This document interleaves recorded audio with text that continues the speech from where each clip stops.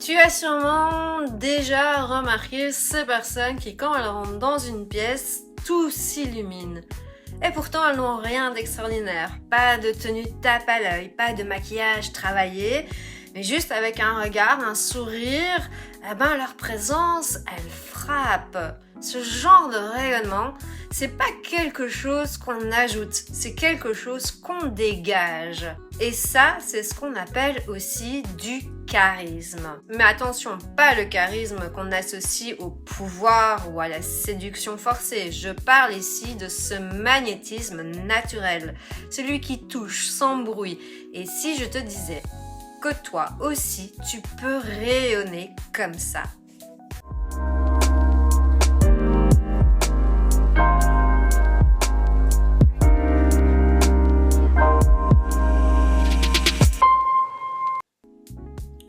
On nous vend l'idée qu'il faut être belle, mince, toujours souriante, dynamique, productive, qu'il faut s'habiller de telle manière, porter le bon maquillage, afficher un sourire impeccable pour être aimé, remarqué ou même validé. C'est entièrement faux. Le vrai rayonnement, le vrai charisme, c'est pas une question d'apparence, c'est une question d'alignement.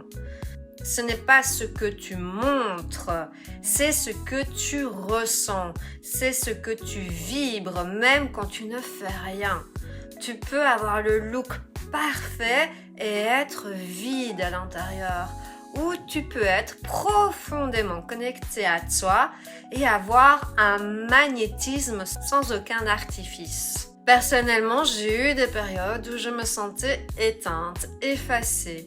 Et pourtant, je faisais tout ce qu'il fallait. J'étais positive, organisée, présente, productive. Mais à l'intérieur, je ne brillais plus. J'étais en mode survie. Et ça, c'est ce qui se passe quand on passe plus de temps à s'adapter à l'extérieur qu'à s'écouter à l'intérieur. On se crée des personnages, de la fille forte à la fille gentille, en passant par la bonne élève, la bonne copine.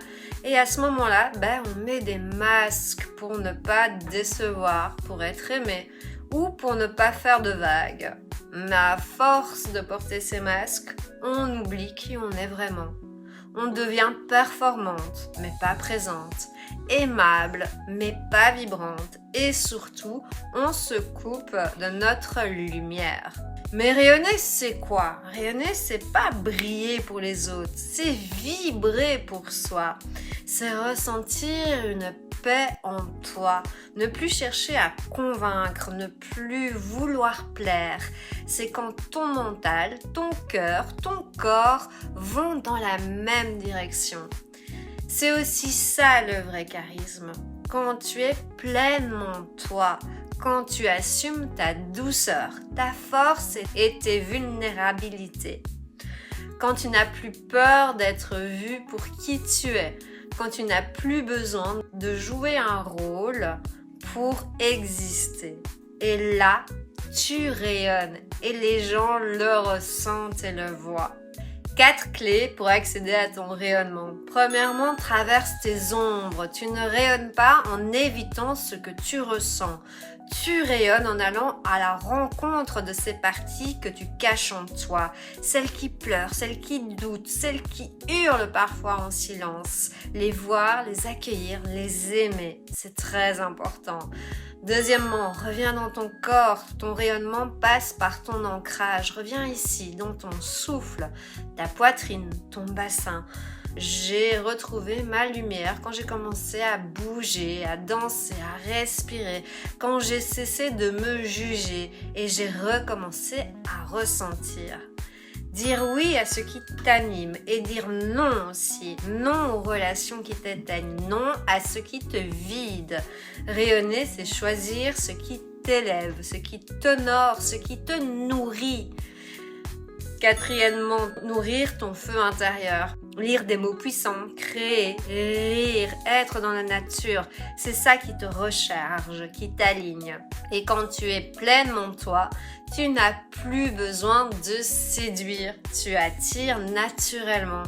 C'est ça le charisme, c'est ça la vraie puissance. Quand tu rayonnes de l'intérieur, tu n'as plus besoin de crier pour te faire entendre. Ta présence suffit. Tu attires les gens vrais. Tu inspires sans chercher à le faire. Tu impactes même en silence. Tu te sens libre et profondément aligné. Et tu réalises que ton rayonnement, ce n'est pas quelque chose à atteindre. C'est quelque chose que tu retrouves quand tu enlèves ce qui te sépare de lui. Rayonner, c'est pas un objectif, c'est une conséquence, celle d'avoir la paix avec toi. Alors maintenant, dis-moi, est-ce que tu as une partie de toi que tu as mise de côté pour t'adapter? Est-ce que tu sens que ta lumière est prête peut-être à revenir et tu ne sais pas comment t'y prendre? Partage-moi ça en commentaire. Et si cette vidéo te parle, pense à l'envoyer à une femme qui a peut-être oublié à quel point elle est magnétique naturellement. On ne perd jamais notre lumière. Parfois, on oublie juste comment y revenir. Reste lumineuse. À très vite.